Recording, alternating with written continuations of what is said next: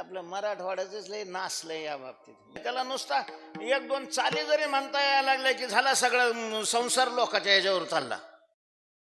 नाचलंय हे हरामखोर बाया नाचवतात सप्त्यामध्ये. नाचलं नाही. कीर्तनाची आवड आहे म्हणूनच ठेवता आहे ना. जाऊ द्या किती पैसे लागते 50,000 ना 75,000 मी एकटा देतो. हरामखोरा त्याचा परिणाम काय होतो पाहिलाच तो.